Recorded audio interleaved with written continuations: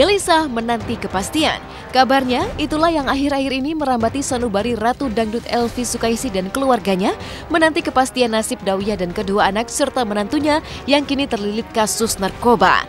Pasalnya tertangkap tangan sedang mengkonsumsi narkoba jenis sabu-sabu, lengkap dengan sejumlah alat hisap dan timbangan elektrik. Nasib Dawiyah yang tak sama dengan Saihan sang kakak pun mendulang teka-teki. Sama-sama ditangkap di hari yang sama pula, jika Saihan sang kakak yang konon telah lebih dulu mengenal narkoba sejak tahun 2008 mendapatkan perawatan di panti rehabilitasi, tapi Dawiyah justru berbeda dan wajib terus berada di tahanan bersama Muhammad sang tunangan. Benarkah ini sinyal bahwa Dawiyah tidak akan mendapatkan fasilitas rehabilitasi, melainkan terancam hukuman penjara? Karena Dawiyah itu kan korban tersebut harus dilindungi agar dapat normal kembali. Kalau untuk saat ini ya, update-nya saya tinggal tunggu langkah-langkah proses selanjutnya seperti apa dari Bapak penyidik.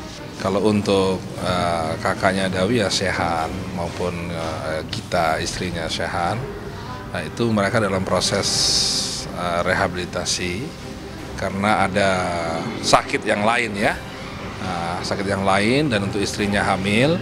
Jadi itu memang harus segera proses pengobatannya berjalan.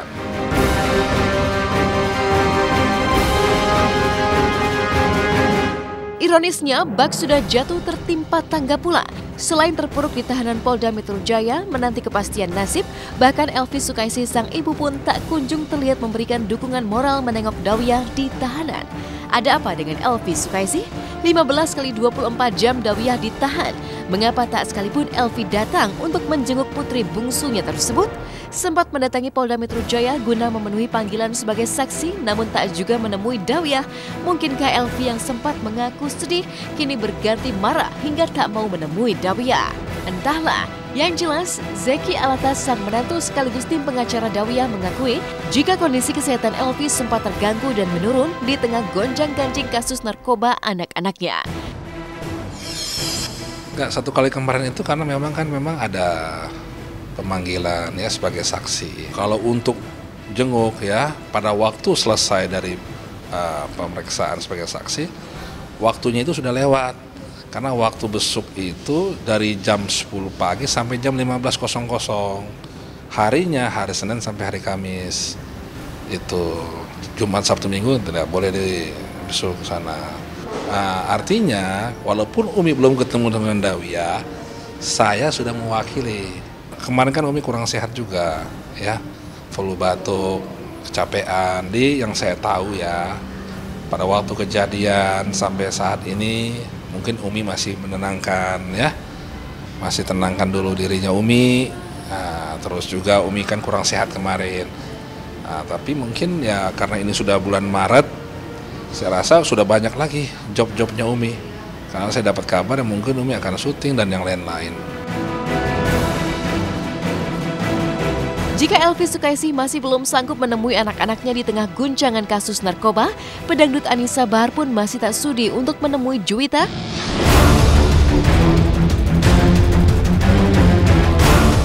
Pasca dirinya dan keluarga resmi mencopot nama Bahar di belakang namanya.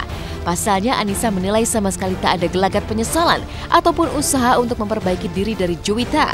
Namun jika sejatinya darah lebih kental daripada air, meski belum siap menemui Juwita, tapi toh Anissa tetap mengaku ingin menyelidiki sosok Dedi kekasih Juwita demi kebahagiaan sang putri. Kalau dia mengharapkan saya nggak akan begitu kelakuannya. Gitu. Saya akan cari bukti-buktinya supaya Jui terbukalah pikirannya. Tapi sih susah juga ya, sebab gini, saya sebagai seorang ibu udah mencoba berusaha banget buat anak saya gitu. Tapi tergantung si anaknya sendiri, nggak mau dibilangin, nggak mau dikasih tahu juga repot. Karena apa? Karena menurut info yang saya dengar Juinya itu menerima aja gitu, diapain ke sama Dedi, Juinya nerima aja. Karena saya pengen tahu, misalnya dia udah nggak punya uang, apakah Dedi masih mau sama dia? Gitu aja. Soalnya yang saya dengar sih sangat miris.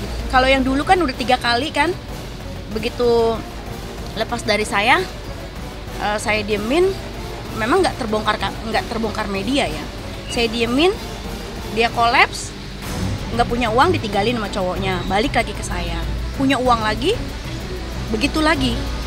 Ini yang keempat, ini udah yang keempat, cuma ini yang paling parah karena di sini Jui itu susah komunikasi dan susah untuk misalnya nenek yang sakit parah pun Jui nggak bisa nengok, nggak bisa datang kayak gitu.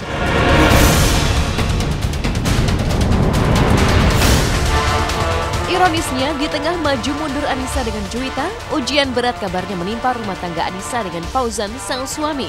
Tak main-main, Anissa bahkan dikabarkan telah berpisah rumah dengan Fauzan yang kini konon tinggal di Cikarang, Bekasi, Jawa Barat karena berubah profesi menjadi kepala security sebuah perumahan di Cikarang.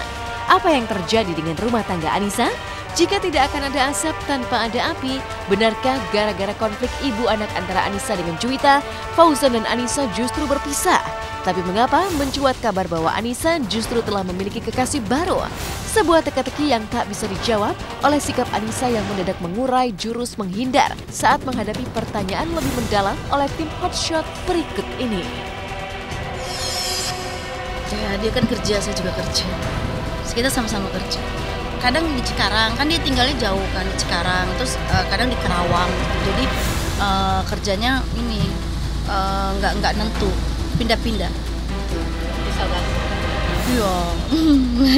Tapi nggak apa-apa lah. Yang penting kan kita tetap berhubungan baik. Harusnya bisa rumah tangga atau Enggak lah. Kita baik-baik aja, masih komunikasi baik. walaupun bisa masih komunikasi. Iya, masih tetap urusan anak. Ada janji masih nanti.